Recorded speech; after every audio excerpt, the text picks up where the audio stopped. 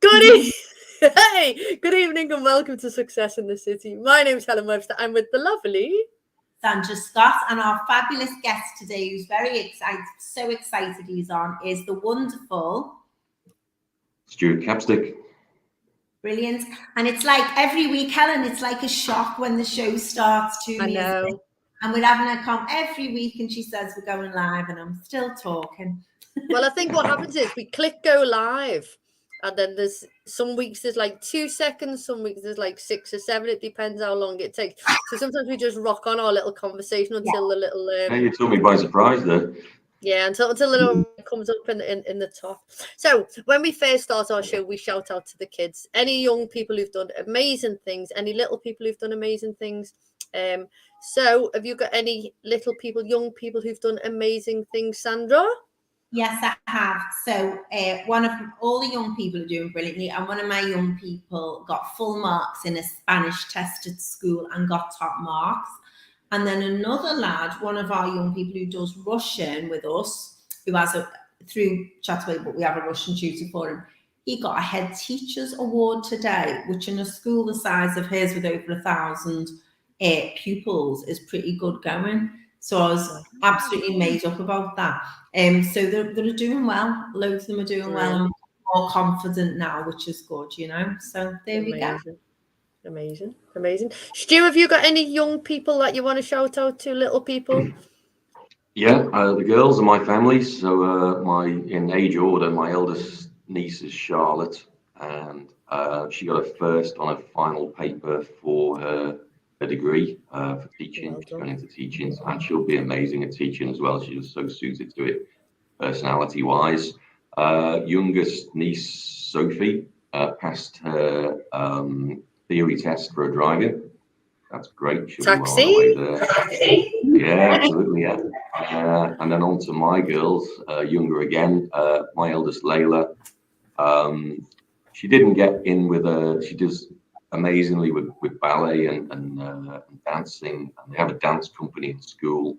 And she didn't get into the competition that they're going to do or the class that they're going to do, but I saw what she was doing and saw a video of the dance. I thought, that's amazing. She's going to do well there. So that's great. And then last but not least, my youngest is Yasmin. And we've always, obviously, you have 2 girls, you have 2 kids, and maybe they kind of follow suit. What you do for the eldest, you do for the youngest. But sort of dawned on me the other week that we should see what interests she might have separate from what elder sister has done. So she's got a lovely singing voice, which obviously can be fairly topical here.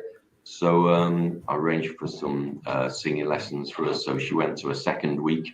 Shout out to Pro Box down at Bootle Box Studios. They've been really great with her, and she's absolutely loving it. And she's a little bit more nervous than her elder sister, but she went straight in, and a couple of minutes into the lesson, I was the other side of the closed door, and I could hear her belting out some tunes. So a lot better than all the members of the family. So that was good. Yeah. I wonder who she takes after for their singing. That's amazing. I love it when they're a little bit nervous or a little bit shy, and then you walk in through the door, because the hardest thing is to walk through the door, and then they walk in through the door, and then you hear them singing and achieving, and you just think that's boss, that, isn't it? Yeah. So Dave Verbeek's listening. Dave Verbeek's listening. He says, I think he means in this house, not I'm this house. We love the Capstick and we love his story. I'm not going to say that next bit because we're going to hear a little bit more about that as we go along. Well done to Sandra and the students, and top work all around. So yeah, cool. So big shout out. So young people, all of the young people who I just randomly bump into every day are just cool and rocking it. And Scarlett, so our little superstar Scarlett, I was saying to her, we need to find out 3 amazing things. And every week now she runs up and she goes, "Yeah, didn't ask me what 3 things I've done."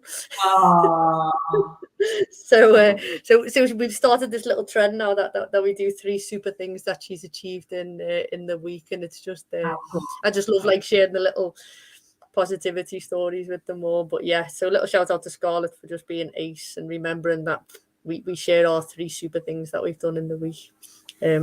Yeah. So success that's personally happened to you. What amazing thing has happened to you this week? I'm going to start with Stuart because we were talking off air and he had a bit of an exciting thing that he was talking about. Last night, yeah, went to the Echo and the Bunnymen. That was just fantastic. Obviously, age I am, didn't really sort of catch them in my youth, but great to see them last night in the Philharmonic, and just a brilliant night. Had an absolutely great night. So yeah. Really yeah. I mightn't have been old enough to catch them in my youth neither. No, I've still got the ticket stubs. I love that. It's just great that live music is coming back and we're able to go and watch it and slowly seeing things open up and you realise how much you do miss these sorts of things like the concerts and you know, just going out and stuff like that, don't you? So yeah, so it's just lovely really to be hungry for it. Yeah, it was really everybody was really up for it last night. It was great. So yeah. Brilliant, good stuff. John Howie, who was our guest 2 weeks ago, 3 weeks ago, 2 weeks ago, and he says, well done to all the little ones. So thank you for listening in to John. What about you, San? What amazing things happened to you this week? Yeah, I've had a few things that have been quite good actually, you know, and we've been getting, you know, we've just sort of expanding the business now, doing translations, and we've had quite a few really good inquiries come in and everything because Ronan's involved. So that's been brilliant. So we've got a big quote we've just put together for a firm in Wales for a lot of stuff for their employees and things like that. I've just been steadily busy really, and I got a big piece of work done out the way that's been taking ages, and the relief, I've been working on it for the best part of a month that I don't have to do that now is great, you know. I definitely need to go to the opticians though to get new glasses. So yeah, so that's that. Nothing too exciting this week, but there we go. What about so yesterday I went to Harrogate to the police rehab treatment centre, which was amazing, an amazing facility for people in the police who've been injured or, you know, during service, and they pay in. It's a charity, so it's not funded by the police, it's actually a charity, and the police pay into it every month if they want to, and then they get access to it for the time that they're in the force. Unbelievable setup, amazing setup. And so it was in Harrogate. Whilst in Harrogate, I then went to Betty's cake shop, t-shirt shop, which is super famous for. Everybody knows Betty's, and had a fat rascal, which I brought home because I didn't have a clue what they were. And yeah, they didn't have gluten. Well, I didn't ask for gluten-free. Apologies. I thought that when I got home, I thought I should have asked for a gluten-free one. But they're like a mix between a scone and like a rock cake, but all mixed together and squashed like that. Unbelievable, like amazing. So yeah, so I dropped, me and Phil had one off to my mum and dad this morning, and then I took a little box over to my Uncle Ron and Auntie B before, so they've got, like, my Uncle Ron's like a scone connoisseur, so he was a little bit delighted. But they've been to Harrogate too. I said, not just any old scone. He said, we've been there. I was like, yeah. So yeah, so that was cool. So yeah, I think going to see and thinking of, like, you know, stuff, how we can bring Lou and how we can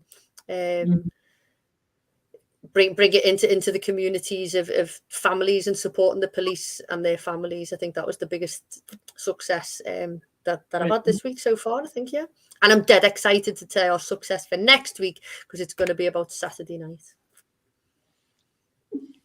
because it's been 2 years in the making, hasn't it? It has been 2 years in the making. It has been. Well, I feel like we should share now, Hal. Oh, I was going to, like, keep people in suspense. Shall we share? So yeah, Sandra, for my birthday in 2019. Yeah. In 2019. So I'm like massive Anton Dubek fan, like beyond massive fan. And for in 2019, for my birthday, Sandra bought tickets to go and see him and Anton and Erin in the show, and, you know, for the two of us to go on. And it got postponed, then it come back, and then it got postponed again, and it's on Saturday night. So we're going out on Saturday. So I'm proper excited. We're going for a bite to eat. Then we're going out in the film. It's in the film. Oh, brilliant! Yeah. Oh, yeah. Look, that's a great place, great venue. Yeah, so super excited about that. Okay, so my mum says that she's had their rascals after tea. Gorgeous, thank you. No worries. Yeah, so that's cool. So Stu, we're going to ask you this or that. Sandra's going to ask me and you. I'm going to ask you and Sandra. And you've just got to answer this or that. Sandra, do you want to go first? Do you want me to go first? Well, I'll go first for this one, Hel, if that's all right, because just dealing with our conversation before. Led Zeppelin or the Doors? No, that's an easy one. It's got to be the Doors. Although Led Zeppelin are amazing as well, of course. Okay, that's easy for me too. Definitely the Doors. Okay, Hel? I think the Doors for me as well. That was easy. So I grew up listening to the Doors. Remain friends. Yeah. So I think the Doors for me. Okay. I'm not that topical. Harry Potter or Lord of the Rings? Stu. I've not really seen Lord of the Rings, but my daughter loves Harry Potter. But when you've got hair like this, there's too many young school kids who poke fun who've seen Harry Potter. So I'll say Lord of the Rings. When you said that, then I was like, oh my days, it is. I know. There's different age groups of insults for me. It's Tom's listening in from New Orleans, and Tom, who's like our Bezzy ever. And I think, do you know what? I think we might get Tom on our show. I know he doesn't live in Liverpool, but I think as a super fan, I think we're going to get him on. I absolutely love. Hopefully, we could sort. So Tom says the Doors. John Bentley, who is hopefully coming on our show soon, is Led Zeppelin. And John, that's really hot. Oh, really hot, but Lord of the Rings. What about you, Sam? Lord of the Rings, Harry Potter? Harry Potter, 100%. And whilst Lord of the Rings is, a cinematographic masterpiece, if you like, but I fell asleep. So I've fallen asleep on all of them because Oren loved them.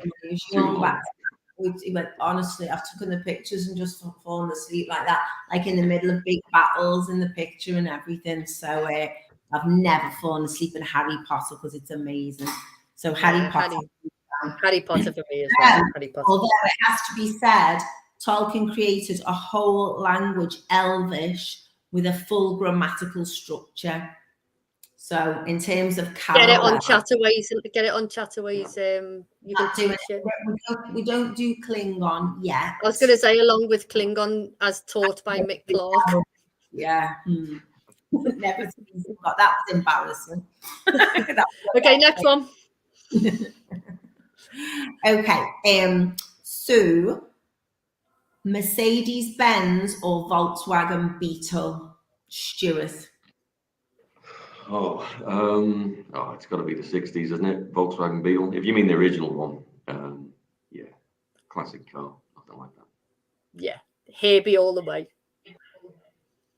Yeah, but if I had the money and I had to pick, and it came to the crunch, I'd get the Mercedes. Would you? I wouldn't. Yeah. I'd have a Beetle. 100%. I'd have a Beetle. Do you know why? I'd like a car with some space in. Although, as we all know, I wouldn't be able to park a large car, but that's another story. Okay. If you're going to have one thing again, vegetables or fruit? Sandra. Veg.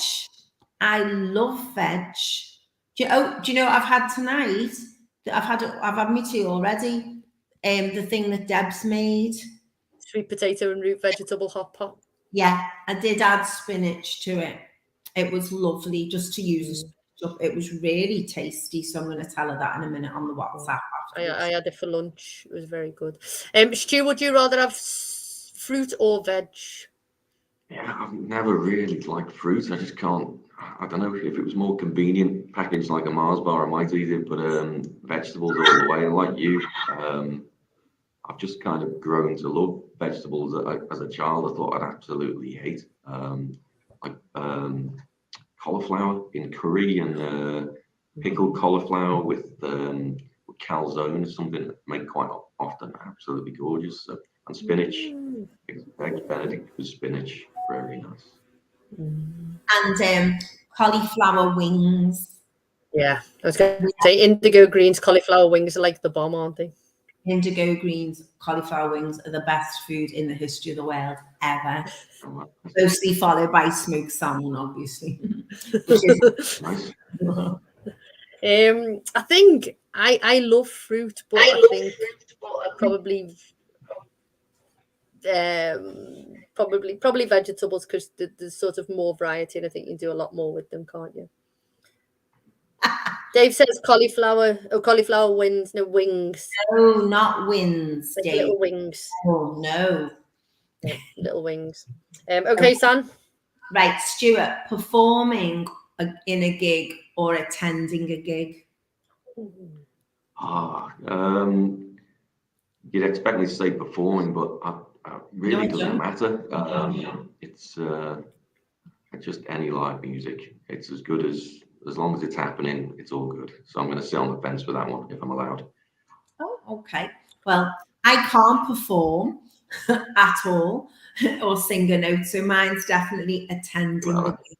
There was an incident, which is another red face, really, when I did the charity thing. And we were meant to be Banana Ram, and I thought, oh, that's all right then, I'll just stand there like that. And then the choreographer goes, girls, that's going to be really boring. So then we became Beyonce, because the other two were like, all right then. Regina in particular was Beyonce. So that, and then because I was quite nervous, unfortunately, and I don't condone drinking, I had 3 Black Russians in the space of 40 minutes, yeah. And that was hilarious, really, wasn't it? But we did very well. You did it. So that was amazing. It was brilliant, and you did really, really well. And you Yeah, raised lots of money for charity. Yeah, I did. We raised quite a lot. Okay, what about you, Helen?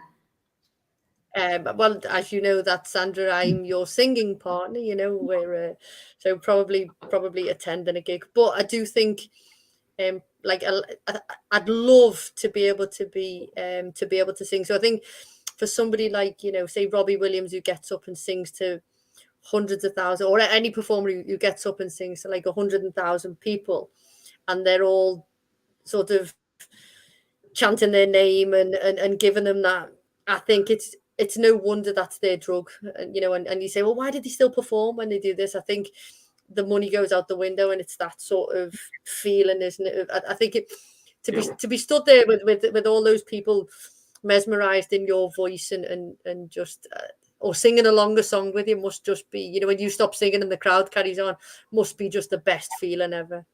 Yeah. When we're on the main stage at Glasgow on the Sunday afternoon in 5 years' time, when we can sing, well, we'll know what that feels like.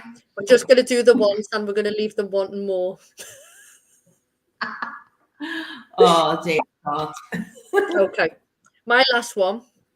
Staying in a hotel or staying in an apartment? Sandra.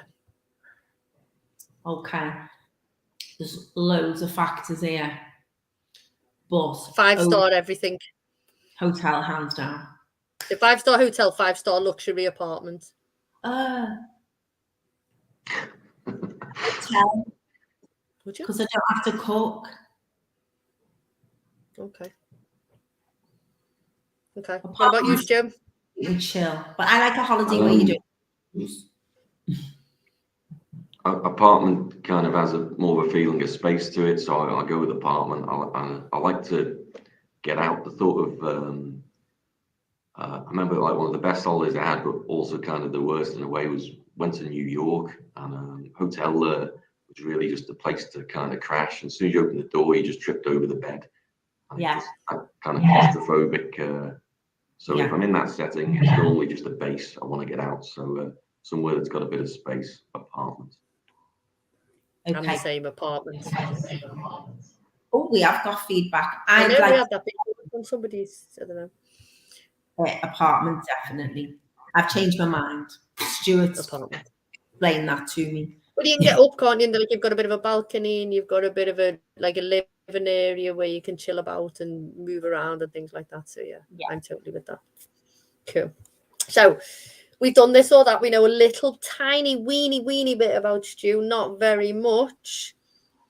So I'm going to hand it over to Sandra, and Sandra's going to introduce you, Stuart, and then we're going to lead it over to you, and we're going to have a chat about your journey and all the amazing things that you've done and what you do and stuff like that. And then we'll bring it back and finish with all the other bits and pieces that we talk about. Brilliant. So I'm absolutely delighted that our guest today is Stuart Capstick. And Stuart Capstick sort of has a double life, really, don't you? But we're here to talk about who you are by night. Batman. And we can't wait to hear all about your journey, what you do, why you're here, and how you've come to do that and become quite well known. So take it away, Stuart. Thanks very much. Where to start? Well, how did you? For those who don't know, Stuart is the lead singer in a group called The Doors Rising, and I've seen you perform live, and you're absolutely fantastic. And how did that ever come about? Was it something you always wanted to do? Did you sing when you were younger? Yeah. Well, I've always loved The Doors. So I think it's before my years. I know you won't believe that, but I think it was the film. There's a Val Kilmer film that came out in '91 or something like that. Yeah, I remember going to see it. That was kind of my entry point, albeit when you become a fan of The Doors, you realise that film isn't really a very fair portrayal of the wider band. I mean, Val Kilmer does amazing as Jim Morrison, looks like him, sounds like him, but they presented him as a bit of more of a rogue than perhaps he was. He was, the four of them were equally brilliant and very highly, educated and intelligent, well-read people and just very creative minds at such a young age, just amazing. But anyway, the film got me into the music. That was in my student days, and pretty much every sort of nightclub you went out to then, everybody thought they were Jim Morrison. Everybody had long hair and stuff, and I did at the time as well. So I loved the music then, and I've never really sort of evolved from listening to The Doors. There's other kinds of music around that era that I still like. You mentioned Led Zeppelin before, but everything seems to be anchored to the sort of '60s keyboard sound. I think it's just mesmerizing, really. It was Ray Manzarek's birthday the other day. He's the keyboard player in The Doors, and he to me is just as prolific as Jim Morrison, just a real icon. Just amazing the sound that they created. So it was kind of going forward from there. Through my 30s, lost touch with any interest in music, really. Having two kids, obviously got married, and I can't even think of a concert or anything I went to during my 30s. And even more criminally, my honeymoon, part of it was in California, and Santa Monica, Venice Beach. It's all like the stomping ground of the Doors in the formative years, and I didn't go anywhere near any of the landmarks. So it's on the list to go back there and pick all of those things off. In the day job, obviously a professional in the day job, and colleagues started taking me along to see some bands at the O2 in town, and he likes his sort of hair metal bands, and they call it AOR now, adult-oriented rock, but it's basically all the rock bands of the '80s, which still in Europe in particular, they're really, they lag behind sort of 15, 20 years, and they're all still going strong over there. So we were seeing these bands that used to once fill out Wembley Stadium, and we're in the O2 in the small room, and we're right up next to them, and it's just as you both said, going to see live music is just something else, isn't it? It's just you just totally escape from the daily life, and that was great. So I went along to many of them, and then it just got to a point where I thought, actually, I'd love to be up there doing it. That must be, an absolute blast. But to this point, I'm now 45. At age 39, I still hadn't even done karaoke in my life.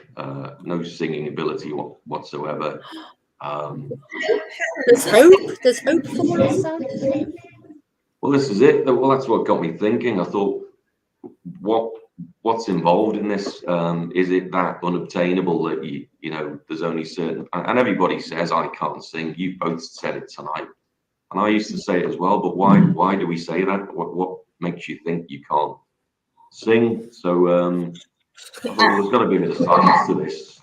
Stuart, what makes me say sing is when I sing, people don't know the song I'm singing. Sing the national anthem and people from every country stand up. Yeah, it's yeah, I was the same, and but I thought, well, this has got to be worth a try. So so I booked myself in some vocal lessons up at Elevator Studios, and just went along, and very much felt very self-conscious about it. Oh, can I just stop you there? Did you have your long hair then? Yeah, no, it was starting to grow back. I think that this is a load of roads converging, because the other element was I'd kind of I've been going. Sandra knows me a lot from sort of networking circles from the day job. I'm out weekly going to different networking events, and we go to the breakfast ones as well, which are pretty. There's a formula to them, and I remember the first time I was in work, and they said, "Oh, you need to be going networking." I thought, great, got no idea what that is, but I'll go. And I just remember being sat in a hotel room in, you know, like a conference room in Hoylake, and it suddenly dawned on me that everybody was taking a turn saying something, and I hadn't prepared anything at all, and I was just paralyzed with fear, and managed to get through that. And then the next one I went to, I was reading off a piece of paper that I'd prepared like a week before, and it was awful. You know, you just racked with you know, self-consciousness, and but over the years I've conquered that, and it's gone as the worst thing you can do is try and read off paper in any kind of setting. All you need to do is have some kind of bullet points to guide you through it. But if you can speak naturally, nobody knows more about you than you, so you should be able to get through any kind of situation comfortably enough once you get your confidence. So it's got to a point where networking circles were there's like a weekly sort of trophy, and I tended to be sort of winning this quite often, because I was kind of injecting some amusing examples of anonymized examples of the work that we do, but also there was some members of the group who'd sort of challenged me to throw in a key word at a particular time, just with a few moments notice. And I was doing all this, so I thought, well, speaking in front of people, that now is something where I've gained my confidence. So I thought the next rung up from that has got to be singing. So yeah, took myself off for some singing lessons. Not particularly great, as you'd expect, but I thought the guy there I met, a guy called Ian Davidson, was brilliant, and he really sort of gave me the confidence to press ahead with it, and said, well, why don't you go and do some open mic? I thought that'd be the next thing. So I thought, well, definitely not doing it anywhere where any of my mates are going to stray in. So I went as far as Southport, went up to Southport, and went around to some of the open mic nights there, and you know, gained a fairly modest ability to be able to sing. Do you remember your first? Oh wait, it's very echoey. Do you remember your first gig? So how you were feeling when you very first went to your first open mic? Open mic, yeah, I was quite nervous about it, but I had in my mind that the sort of confidence from networking, that standing in front of people and talking or singing I was about to do, that bit didn't bother me. I just wanted to be really good at it, and I think at that point I perhaps wasn't, but it was fine. I got through it. One of the cruel things about karaoke, you know, everybody likes karaoke, and you see the bars in town that have it, is it's not really like a gig, because when you do a gig, there's the PA system that projects a sound for the audience, but when you're on stage, you have either your own speakers facing back at you so you can hear how you're doing, or you might have in-ear monitors, so you've got your own sort of recording of how you're doing. Well, karaoke is never like that. That's why you hear people screaming as loud as they can, because they think they need to, but you don't. You once you get all the levels right, that really is half the battle, and a great sound engineer is worth the weight in gold. So some of the gigs we play, it's a difference between a good gig or a bad gig, whether you can hear yourself and whether you can hear all the other instruments and stuff. So in answer to your question, yeah, I was still fairly nervous, just because I wanted to do you wanted like a big round of applause at the end, and there wasn't that many people in there, but everybody was in the same boat. Everybody was taking a turn, and once you get to that point, you're really over the hump of this. Then it's something that you've got to then take forward. So then came the band, and this really was. I'd had a few drinks one night, and I thought, well, I'd really like to give this a go, and if I'm going to give it a go, I've got to do it now. 39, Jim Morrison was 27 when he died, in his early 20s when he started things off. So there's only so far a dim lighting and moisturizer can take you. I've got to get cracking with this. So I had a couple of drinks, and I just sort of Googled Doors, Jim Morrison, because I always like them, and bands, and there was a classifieds page that came up for Liverpool, and there was a posting on there 2 years earlier from a keyboard player who said, really like to set up a Doors band, and then there was a post a year later from a guitarist who said, well, I play like Robbie Krieger, all we need now is a Jim. And I just responded to it, yep, I'm your Jim, I'll do it, and went from there. So I might have kind of overstated my experience when I first met them, but we've been together since. So 5 years down the line, and it's going really well. So yeah. And the band are brilliant. Yeah, really nice fellas as well. It's just a great group of people. It's a great outlet, and I really enjoy it. I don't know what I'd do without it now, to be honest. So where was your first gig? Sorry. Yeah, well, we went back to Southport. So it's quite difficult to get into venues when you're not known, but having got friendly with some of the crowd up there doing the open mic stuff, it's just the one thing about music that even if it stopped tomorrow, the one thing that I've got from it is they're just such nice people who are in these circles, and also welcoming as well. And we played up at Burker's Bar in Birkdale, like a sort of sports bar thing, and they were really good. We played there loads of times since, but yeah, they had us in, and we played there, and then the phone calls just started coming from other venues to say, come along here, and it kind of daisy chained from there. First couple of years there was a bit of sort of effort to put in to try and get some gigs a bit further afield, because you want to sort of go on a big tour, and we were doing sort of like road trip, a very small circle. So and then there's the usual kind of chapters of the biography to it, that we had the first incarnation of the band, and then somebody left, and then there was a bit of a disagreement in another quarter.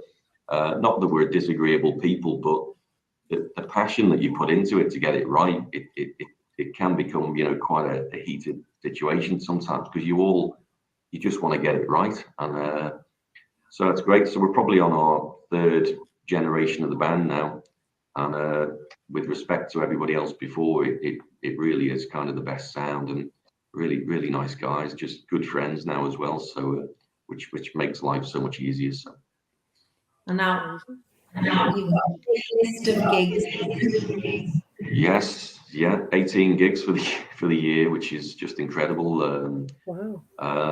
Obviously Merseyside and beyond. Yeah, some further flung places we're not played before. We did our first gig of the year a week before last in Chester. Really cool bar called Alexander's, like a sort of comedy club, live music venue. But we played loads of different places, and we've got some brilliant ones on the horizon. In our city, we've got a Waterloo Festival coming up. That'll be great. Lots of great bands that we know playing that. We're playing really looking forward to playing up at Camp and Furnace with the Counterfeit Stones, who are amazing, Rolling Stones tribute. So we're really, really honoured to be asked to support them. So. And you've got an international rock star, yeah. Has anybody got the phone or anything on as well at the same time? Because it just seems to be fearing back, doesn't it? I should switch mine off just in case. No, like sometimes when you share it on Facebook Live and it's bouncing back, I don't know. We'll have to ask Jason. Jason, why do we get all this feedback? It does say put your ears in. I've got my ears in. So it should Jason used to help us. But you've got an international gig, haven't you? Yeah, we're playing in Greece. Got a week festival in Greece, in Lindos. It's been 2 years waiting for it because obviously because of COVID, it's been bumped twice. But the other bands who are going, I've seen most of them, got around to see most of them in anticipation, and that's just going to be an absolute blast. So not sure about wearing a leather suit in like 40-degree heat, but I'm prepared to suffer for my art. Yeah, definitely. How did you get that one?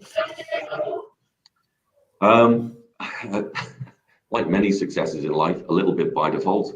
There was another Doors band down in Brighton, and became friendly with them only after a minor falling out that we realized we inadvertently were using a similar name.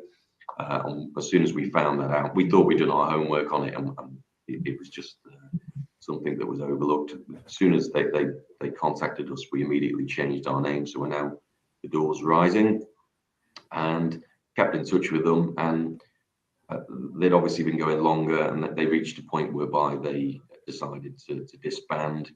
I'd already been in touch with the organizer of this Lindos Rocks Festival, and at that early stage, she said, I've already got a Doors band. And I said, well, that's fine. I won't take that any further. You can't tread on each other's toes.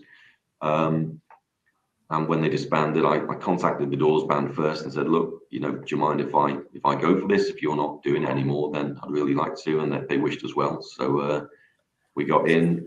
We've already played one festival for the organizer in Southport last November. And that was really good. It's like a family of people. Lynn, who organizes it, does kind of 8-10 festivals a year around the country. And she brings people from all over, and they're just a great crowd of people. So looking forward to going out to Lindos and playing there. So that'll be great. Well, you've come a long way from Bergen. Yeah. No, it's going really well. Really pleased with it. It's still only the occasional thing, but it's just such a great thing to be a part of, and a great stress relief and a great escape. So, and as I say, just the people it's put me in touch with and become friendly with is amazing. And I was really honoured to be asked to play with another band. There's an absolutely brilliant band called the Classic Double. It's more like a project kind of than a band, I guess, if they don't mind me calling it that, because they just pick on 2 classic albums, and they're a core of musicians, and they bring in whoever else they need to be able to accomplish whatever albums whatever 2 albums they're tackling for that particular gig. They had one last Friday at Camp and Furnace, which was Blondie and Talking Heads.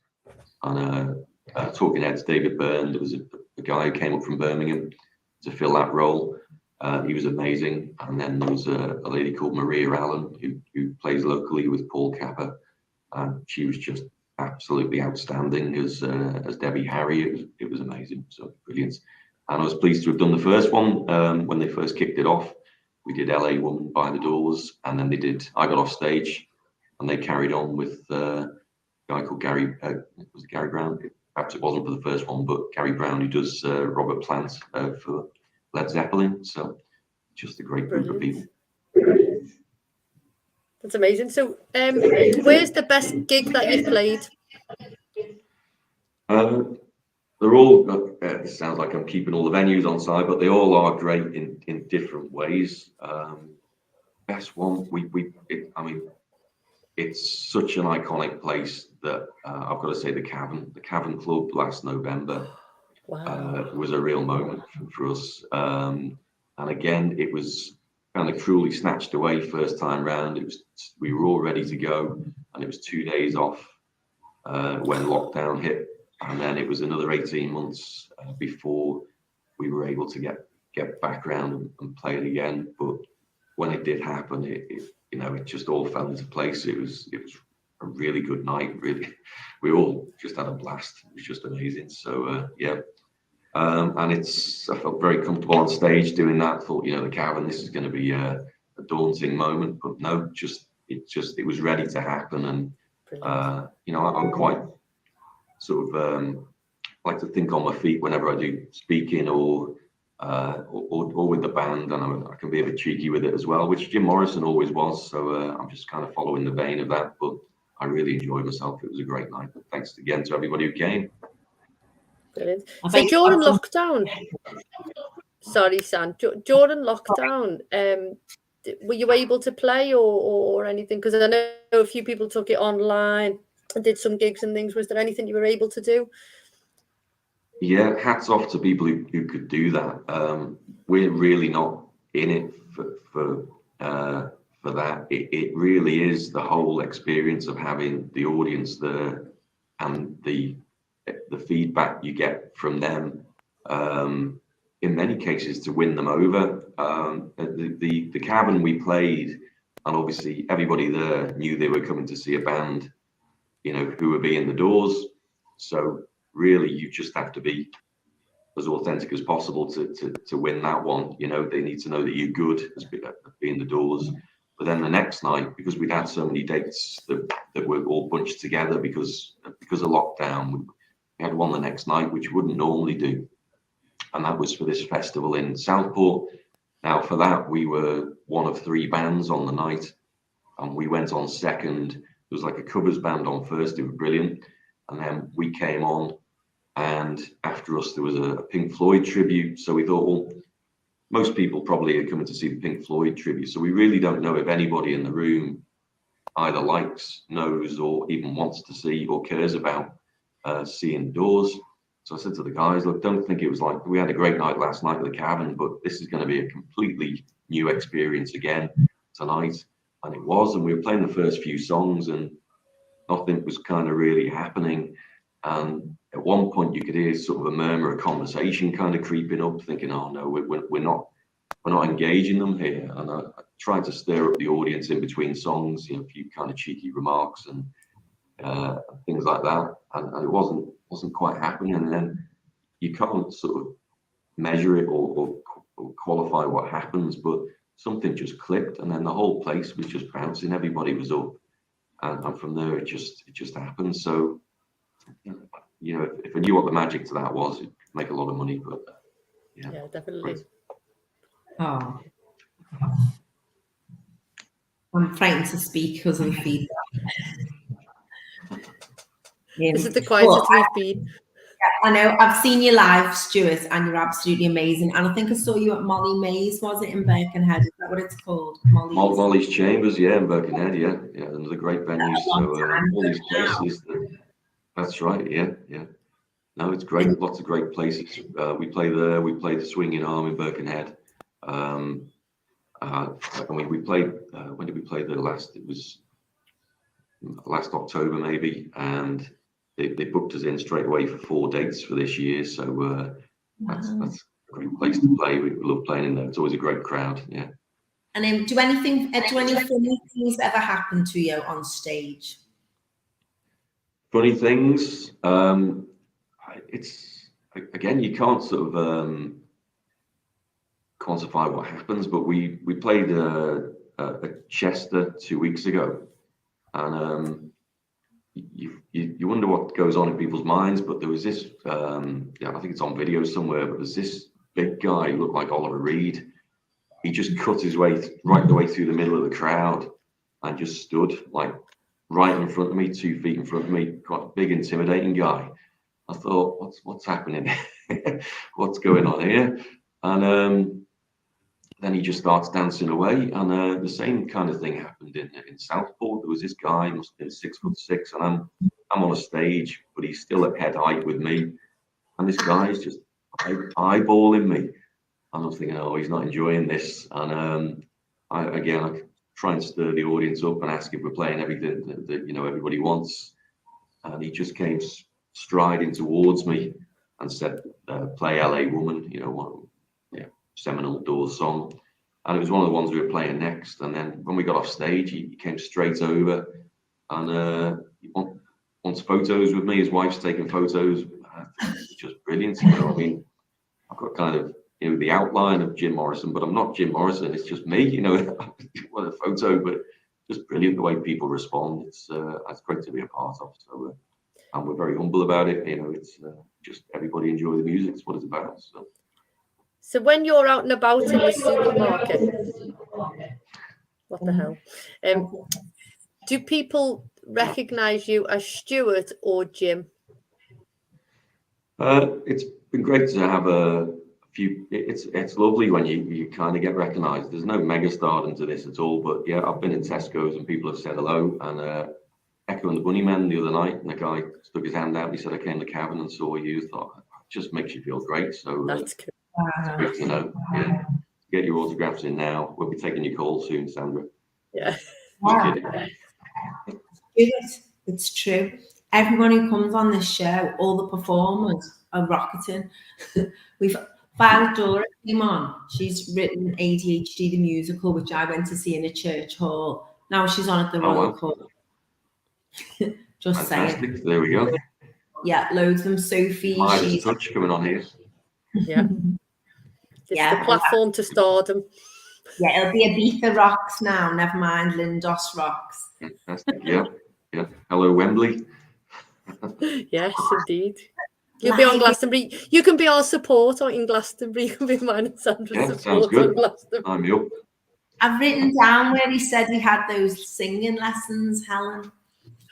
Brilliant. It's definitely on our list, that Sam. Aretha Franklin.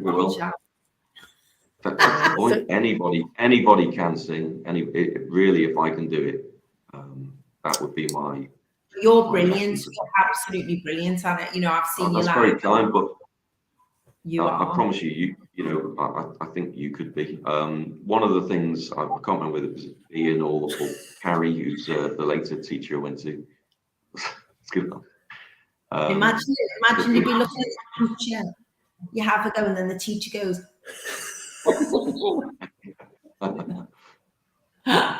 When you went for your singing lesson, did you say I'd like to sing the Doors, or did they listen to your voice and then say your voice would suit this particular song?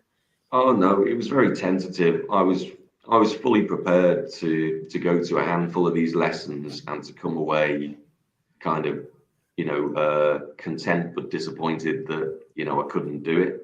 That I was fully expecting that. But this is the point. Everybody can sing, and it was said to me, why do you think you can't sing? And he said, well, I'll answer it for you. Probably someone in childhood, like an older brother, it could be, or somebody has kind of mocked you or something. And it's enough for you to think that for life you can't do it. Well, anatomically, there's only a very, very tiny percentage of the population who literally cannot sing.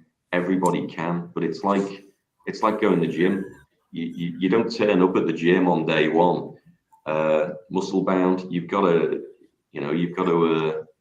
put the work in and progress. I've seen myself get better, and it's an ongoing project. I'm not the greatest singer ever, but you keep rehearsing and you'll get to do it. And obviously, if you're doing songs within your own range, I've got a fairly deep voice. Jim Morrison did as well. And obviously, you're more inclined to be able to do it. If I wanted to go off and do Lady Gaga or something, it's not going to work, is it? So you've got to do whatever's whatever. What's your favourite song to sing? It's all Doors, so I'm a one-trick pony in that regard. But there isn't really a favourite. I love doing them all, and we're learning new ones all the time. That we're only as quick as kind of really respect to him, the keyboard player, because he's doing two parts. He does the bass line and the keys. So I love them all. They're all great. And I don't tire of any of them either. It's great. We mix them all up. So. Yeah. So Dave's saying you are excellent and no messing but you did encourage me unknowingly to do more karaoke. You're obviously better than that, but I've found a level of fun doing karaoke. I didn't know Verbeek did karaoke. And Tom, our New Orleans guy, actually less than 1% of the population is tone deaf, so a bit like what you've just said then. And then David said, your only range is right. Lol, when I've got a mic in my hand, I always have to say, start low. Oh, low. Because if he starts higher, yeah. So I want to know what Dave's karaoke song is. What give us a shout, David. I want to know that. Apart from The Doors, if you had to choose a karaoke song, what would it be? I like all the 60s stuff. So Jefferson Airplane, I mean, that's also very good. White Rabbit, you know, that's somebody. Somebody to love. I like the Zombies, the Yardbirds. Do you know any of these at all? That's all the. But yeah, anything with that kind of keyboard sound. She's Not There by is that the Zombies? Yeah. Maybe that. But it's very good. I wish we could have had you. I've got to ask you what yours is. You've got to tell me what your go-to karaoke songs are. We don't have. So when I was 18, I sang on karaoke at my friend's birthday party, and this was sort of before or just as video cameras were coming out and people like, you know, videoed parties and this and that. And then I think 2 weeks later we went to my friend's house to watch the party back, you know, like and relive the party and stuff. And there was this wailing noise, and I was like, oh my god, I feel ashamed for them, whoever that was. I proper feel ashamed as the camera panned round and it was me. And I was singing I Will Survive, and I clearly didn't survive. So even I, watching the video, thought, oh dear God, whoever that is, God help them. Like, you know what I mean? They're just shocking. Why didn't their mates tell them and it was me? So ever since then, I haven't really sort of given it the welly on. But I do sing when I'm in the car. You kind of think you've got to welly as hard as you can, but that's not the way to sing. That's probably, they are. That could be a top tip. So Dave says, David Smith is the lad who told me, why are you in the choir? You can't sing. So I didn't. Oh, boo to David Smith. My set is no particular place to go. Oh, no particular place to go. Oh, he's got a set. Never mind, just one. Love is the drug, and the big finish is Dakota. Oh, yeah, and Dave saying your singing journey is a proper brilliant tale. And I think the thing is, you know, people think, you know, oh, did you sing from when you were young? And, you know, you've always sang, and then, you know, then you've gone into a band and you've sort of not done that. You've found your voice and gone at a later age. Circuitous route, but there's a lady I know up in Southport, and she was very similar, and you should hear her voice, just incredible. So there's hope for everybody. You should do it. Babs from Fag Ashley was the person I'm talking about there. Absolutely amazing voice. Yeah. Everybody can do it. Just needs a bit of vocal coaching. So we'll meet up again in a few weeks' time, and I want to know how you're getting on. I'll tell you what, it's quite inspiring. I was going to say, I'm quite inspired by this. Yeah, I only want to sing one song at karaoke, Stuart. We're having technical fun today, aren't we? Oh, where have I gone? Yeah, we can still hear you. You can still hear can't see you. There he is. He's back. It's not great for the podcast with the echoing. Now we're having visual failure as well. That's all right. So I would really want to see Stuart live. So the Doors Rising, we've put all the dates of the gig on the page, and we'll share it again after the show. And we'll definitely be coming to one of them soon, because when I saw all the dates, I couldn't believe it, because it's such a good night out. If you like the Doors, and you're such a good entertainer as well. I can't believe how humble you are speaking about yourself, because I've seen you live and you're absolutely brilliant, and it's such a good night. Very kind. No, it's true though. Yeah, enjoy. One help. Yeah, we're definitely. So I'm going to do a shout out to any adults who've done amazing, any of the grown-ups who've done amazing things this week. Do we have a shout out for any grown-ups who've done great things? Yes, Tanya, the Russian teacher, because Corey, who got his award, and his mum shared it on Facebook, got the award because of Tanya teaching him Russian, because I look after the group, the class and everything, but Tanya teaches him Russian herself. She's the Russian teacher, I'm not, and she's lovely with him, and she does it after a working day, so I'm really pleased. So an absolute shout out to Tanya, and she had a night off tonight because it's her 50th birthday. So happy birthday, Tanya, as well. Happy birthday to her. Yeah. Stu, any shout out to grown-ups? Yeah, my sister-in-law Joanne, it's her birthday today as well, so happy birthday to her.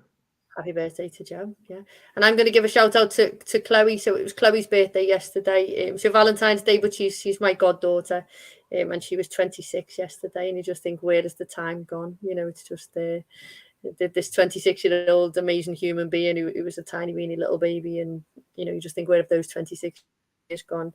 And she's boss. So yeah, happy birthday to Chloe. So red face moment. Do you have a red face? Something slightly embarrassing that people can laugh along with, not at you. People only tune in, Stuart, to listen to Sandra's red face moment. So I've got one. So Helen went to Harrogate yesterday, she said, and I know she went to Harrogate because she put a picture of Betty's tea rooms on where she was. And in my mind, because she was going to something to do with the police, we went to a police training centre in St Helens. Although I'm going to defend you, San, because I left the car in St Helens and got in Oscar's car and then went. So Oscar's one of our previous guests from Cali Train. He drove us to. So I did leave the car and jump in his car. So you must have said St Helens first. Anyway, Helen's dad came into the office to get some photocopying, which Emma very kindly did, loads of it, and which was fine. But he said, "Oh yes, Helen." I said, "No, she's not gone to Harrogate, Ray. She's gone to St Helens." And he went, "I could have sworn," but he was like, you could see him thinking, "I swear blind." I said, "No, she's gone to St Helens, not Harrogate." Anyway, then I thought, "Oops," when it's all easy. But your poor dad, he obviously thought, I've lost me. So my dad had rang and he'd said, "I just need to do this photocopying." And I said, "I'm not in the office. Go in the office." And I said, you know, Emmett will be able to do whatever he needs to do on the computer. He's pretty cool at all that. I said, so I'd actually spoke to him. I said, "Oh, I'm in Harrogate, so I can't do it." So then he goes home to me mum and he goes, Helen's said she was in Harrogate and she's not. She's in St Helens. So they've now decided that was the code word for going to see the police because we couldn't mention the police Harrogate. So I said I was going to Harrogate, but really it's a code word to say I was going to the police centre. So my poor mum, when I dropped the cakes off this morning, she was like, "Well, then I looked at your photograph last night and I said to your dad," and he was like, "That's definitely Harrogate." So proper confused, the living daylights. I've built a circle of trust now, Helen. She's clueless. Helen doesn't tell her anything. So yeah, that was a little joint. That was a little joint funny moment. Anything for you, Stu? Oh, I try and cast them all from my mind. I'm sure there's stuff happening daily, but obviously there's a great capacity for things to go wrong singing wise, but we've been very lucky. There was one time when I forgot the lyrics with the classic couple guys. I think I was just so in awe of them.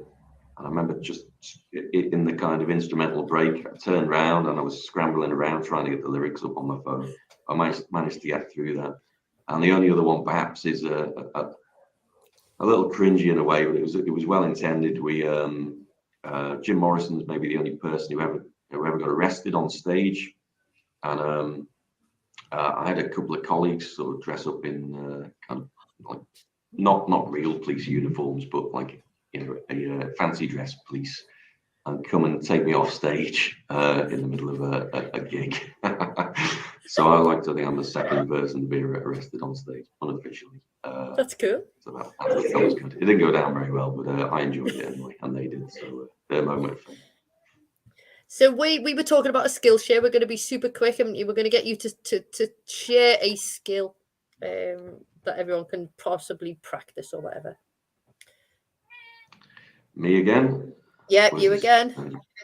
Me again. Right. Well, professionally, I write everything down. Is something. Keep receipts for everything. That's my lawyerly advice. And then back to singing.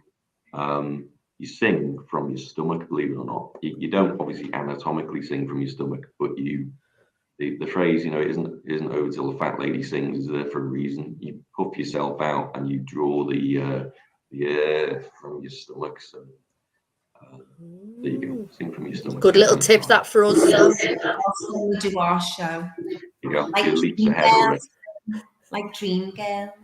Oh yeah, we'll be knocking her off the stage. The one who was amazing, and I cried when she sang because she was that good. Okay, we're closing the show. We want to say a massive thank you, Stuart, for coming on and sharing your journey, and hopefully you've inspired Sandra and I, and hopefully you'll inspire a few others to get up and give a song and stuff like that. Massive thank you to Sandra, as always, for coming on. And Stuart, we're going to leave the closing quote, a little mantra for you. Oh, crikey. Closing quote. I did have one to mind. Are we each doing one, or is it just me? Anything that you live by, sort of, that motivates you, that you say to yourself? Oh, yeah, I've got it. Yeah.